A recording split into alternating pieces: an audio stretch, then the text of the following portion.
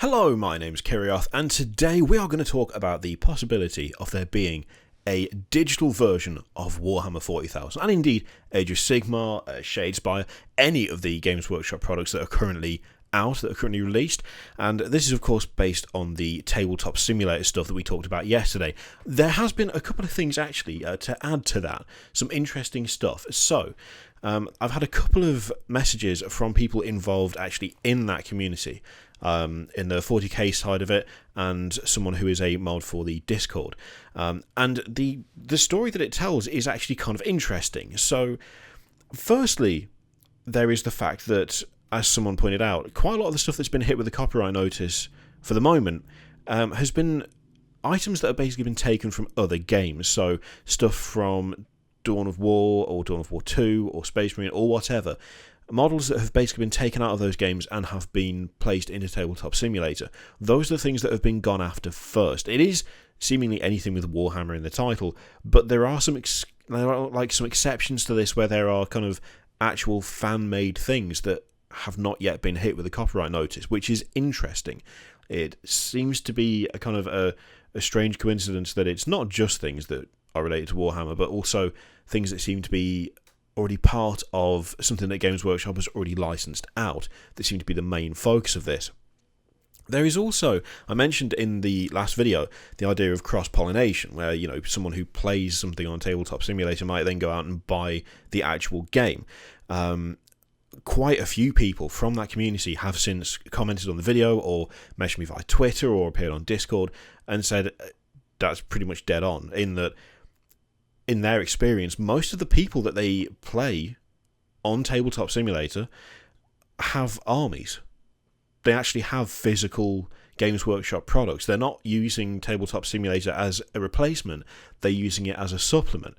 Again, one of the things that I mentioned was the fact that there are plenty of people who think 40k is pretty fucking awesome, but don't actually get the opportunity to play. There's no one around them who plays. There's no one available to actually share that hobby with. And so you can have the army, you can buy the models, you can paint them up, and you have a great display force, but you don't actually get to use them in a game, which is, you know, a major part of Warhammer 40k, funnily enough. As such, something like Tabletop Simulator, it's not just a direct replacement, it's a supplement for the hobby that they already enjoy. And most of the people who are using it to play Warhammer 40,000 especially, they own the physical products. They already have the models. There's been a couple of people who've reached out to me and said, I didn't really think I was that interested, then I tried it and it was really fun, so I ended up buying the army that I used on Tabletop Simulator. Which again is exactly what you actually want from a digital version of a product. There are plenty of people who've got into Warhammer 40k through the Dawn of War series. Something that is interesting and that quite a few people have floated is the idea that this is possibly the first wave of a bunch of things that will happen, mostly focused on cracking down on copyright infringement, not necessarily because Games Workshop absolutely hates everyone and it's time for you all to go, but because there is a possibility that they might release their own version of this. And we've talked about this in the past as to how you could do this, but this feels like a good time to revisit it, because I'm not saying it's like, oh, that's absolutely what they're going to do. Oh, definitely, yeah. There's going to be a digital version of Warhammer 40k in like 2 months' time or something like that. No, it's not out of the realm of possibility, and it's something I would like to see them do, because there's so much potential there for growth of their IP, for just growth of the company, growth of the player base. But it's also not unlikely, to be honest, because the actual kind of the digital market is something that Games Workshop has been playing with and trying to get involved with for ages. For ages and ages. I mean, if you look at the titles that we've had over the years, we've had some really good games out of 40k, out of fantasy. I mean, Total War Warhammer, which, by the way, I still maintain should have just been called Total Warhammer, really, really good. They're really good. And we've had the Dawn of War series. Yeah, Dawn of War 3 was not great, but Dawn of War and Dawn of War 2 are fantastic games and fantastic introductions to the universe as a whole. I mean, even if you go all the way back with is it Chaos Gate, one of the older ones? I can't remember. But, we've had a good number of digital versions of Warhammer and Warhammer 40,000. But we've never had the actual games. We've never had the tabletop games available to play anywhere other than the tabletop. And the current climate for video games is pretty much tailor-made for that right now. Because we're now in a very weird point where DLC is not just accepted, it is expected. If a game comes out without DLC, the response is, oh my god, there's no DLC for this, as opposed to, what the fuck is all of this? It's got to the point now where the idea of selling, for instance, individual packs of models, but online, that's literally nothing new. That has been done so many times before that it's almost a little bit unoriginal at this point.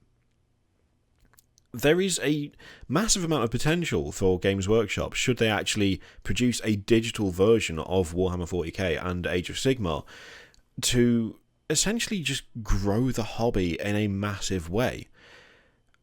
Admittedly, yeah, there are people who would buy the tabletop, who will buy the digital version of the tabletop game and never buy models.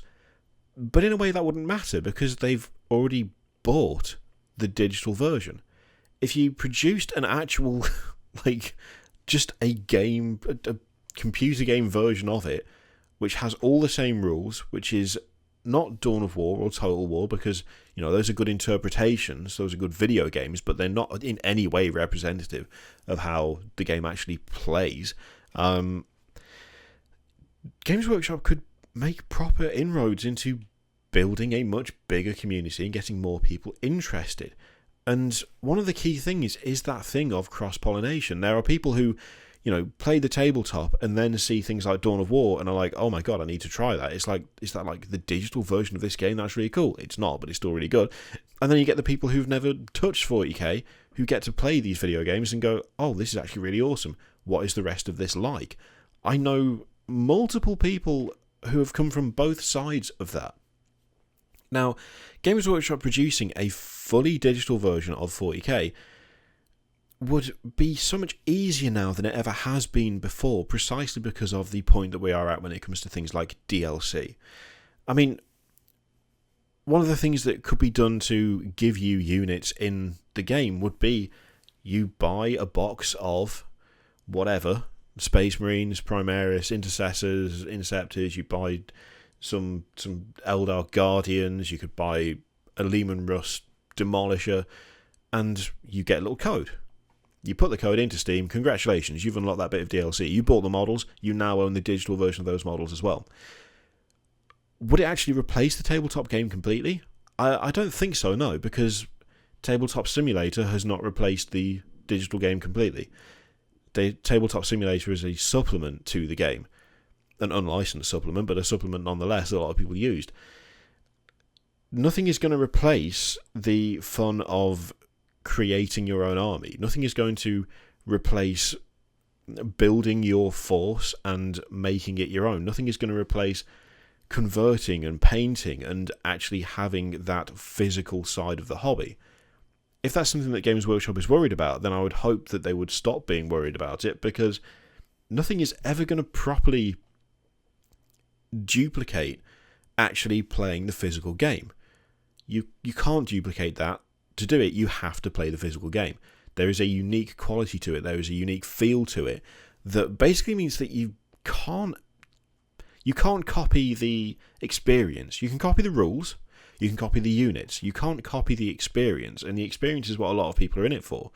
And given that there are already people who they can't play 40k but they still collect the stuff, surely shows that there is a market for this. I mean, undeniably, I think there's a market for this. There is the thing of, well, okay, what about those people who intend to never buy Games Workshop stuff? What about the people, rare though they may be, who use Tabletop Simulator not as a supplement, but as their entire 40k experience? Surely you don't want more of those people. That would be bad. You don't want more of those people. Well, if they're doing it free, then no, you don't want those people. If they are loading up Tabletop Simulator and they are playing Warhammer 40,000 for free and never giving Games Workshop anything, well, Games Workshop don't want those people to be involved because they're not getting anything from them. They still want to charge you for stuff because they're a business. That's how that works. But if those people still existed, but their only access to that kind of thing would be an official Games Workshop version that you had to pay for in some capacity, well, that wouldn't matter because they either wouldn't play it or they would pay Games Workshop to play it, in which case Games Workshop has lost nothing. They haven't lost a sale, they haven't lost a customer. That person was never going to buy models. Okay, fine, but they've started to pay 20 quid to actually get access to the tabletop version, and guess what? The digital version of the tabletop, sorry, and guess what? If they want to buy more units, well, they have to literally do that. They have to buy more units. There's no way to get them for free. You cannot simply download them. The community element of it doesn't have to go away either. I mean, the Steam Workshop is a fantastic tool because if there was a digital version of Warhammer 40k, and you got Imperial Guard, you got Space Marines, you got all of the factions, literally all of them, it would just be a direct port of the tabletop to digital. Well, people could easily create their own skins, they could create their own colour schemes, they could create whatever they liked, basically to reskin the models. And the community and the kind of the creative side of the community would still exist. It would still be a thing.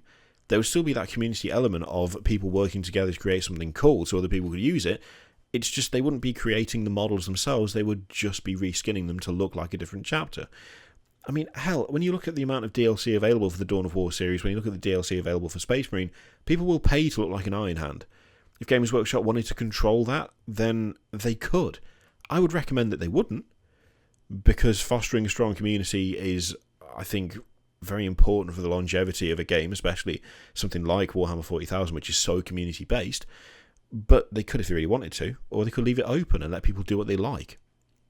And it wouldn't matter because they've already paid. Their copyright isn't being infringed. They are giving permission for mods to be used to change the appearance of their stuff. They're essentially covered from every angle. And all those people who are like, oh, I'll never buy a model, well, it doesn't matter because you've already paid to play to begin with anyway. It is very much, I think, probably a naive hope to hope that Games Workshop is doing this because they intend to launch their own rival product. Much though Games Workshop seems to be making progress, I don't know if they're making that much progress. I don't know if that's something that's entirely sensible to hope for. But if they were going to do it, now would be the time. And it would also, I think, probably give people a better idea as to why they are going after community-made things right now, why they are doing copyright notices right now. It's still not fun, and it's still not a nice thing to see a company do, but just the explanation of protecting copyright isn't necessarily enough to make people feel not annoyed about it, even though that is largely what the case is most of the time. If it was a case of, well, Games Workshop are actually making their own version of this, and they are tying it into the physical product, that would be a different story. That would be a more understanding, a more understandable, a more interesting story that would actually have the potential to do something interesting for the hobby by just growing it. Growing the number of people playing, growing the number of people getting interested. And the cross-pollination, I mean, I don't think it can really be understated. If people could just play this thing and discover how brilliant it is and then get shown, oh, hey, you can buy physical versions of this and literally do what you like with them, you'd probably get quite a lot of people interested in the physical side of it, whether or not they could play. It's an interesting thing to think about, and it's something that I constantly kind of hope will happen at some point. I don't know how realistic it is. It'd be nice to think that that's one of the reasons why these copyright notices have gone out, because that is something that is on the cards, but don't have any information to suggest that's the case. It's more, I guess, hopeful thinking than anything else. But yeah, that is, I think, probably it. I can't think of anything else that would be necessarily important for a digital version of 40k. I think a self-contained system, which you then bought extra armies for, either through buying them digitally or by getting a code when you buy a unit physically would pretty much cover it, and I think that would be something that most people would be... I mean, these days, I don't think it would be that much of a big deal. You know, unlocking something through microtransactions is hardly world-shattering at this point. It's just par for the course. So it's definitely got potential. It's just whether Games Workshop will ever actually do it or not. Let me know what you think about all of this in the comments down below. Do you want to see a digital version of this? Do you think it would be a good idea to see a digital version of Warhammer 40k? Would you buy it, or would you prefer it to be free and everything is done via, unit sales, stuff like that? Let me know what you think in the comments down below. In the meantime, feel free to click Patreon, subscribe videos, all that shit. Click it if you like, don't click if you don't want to, and I will see you for the next one. Toodaloo.